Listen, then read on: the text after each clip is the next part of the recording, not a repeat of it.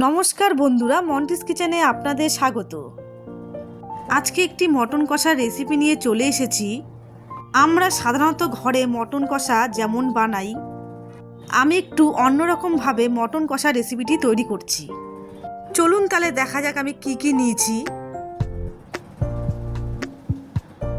এখানে নিয়েছি মটন, ভালো করে ধুয়ে নিয়েছি। এখানে নিয়েছি একটু চর্বি, আর দিয়ে দেবো স্বাদ মতো নুন, লঙ্কার গুঁড়ো 2 চামচ, আমি পরে আর ব্যবহার করব না, হলুদ গুঁড়ো, জিরের গুঁড়ো, ধনের গুঁড়ো, স্বাদ মতন চিনি, ফেটে রাখা টক দই, সমস্ত কিছু দিয়ে ম্যারিনেট করে আমি এটা 1 ঘন্টা রেখে দেব।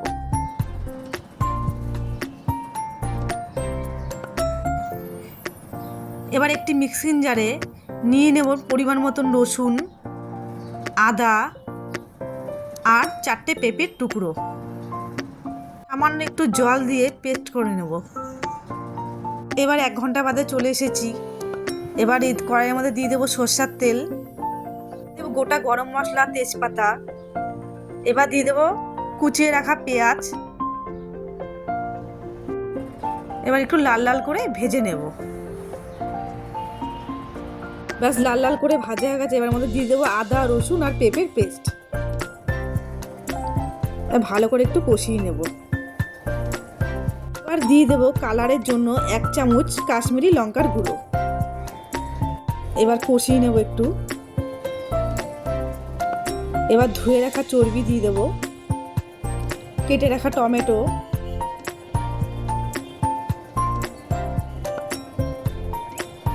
আর সামান্য একটু হলুদ গুঁড়ো দেব,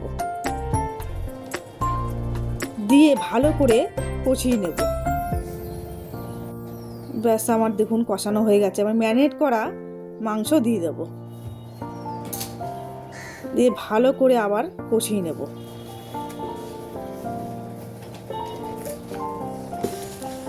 আমি 4 থেকে 5 মিনিট কষিয়ে নেব।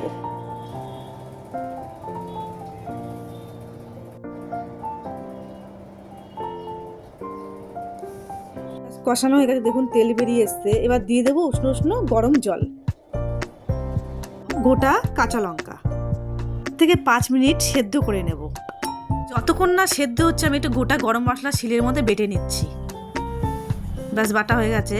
এবার 5 মিনিট হয়ে গেছে, দেখুন সেদ্ধ হয়ে গেছে, খুব সুন্দর কালার হয়েছে। আমি গোটা গরম মশলা এর আগেও সোমবারে ব্যবহার করেছি। এবার দিয়ে দেবো সামান্য একটু বেটে রাখা গরম মশলা। বেটে গরম মশলাটা ব্যবহার করবেন, দেখবেন খেতে ভীষণ ভালো লাগবে। ব্যাস তৈরি হয়ে গেল আমার মটন কষা।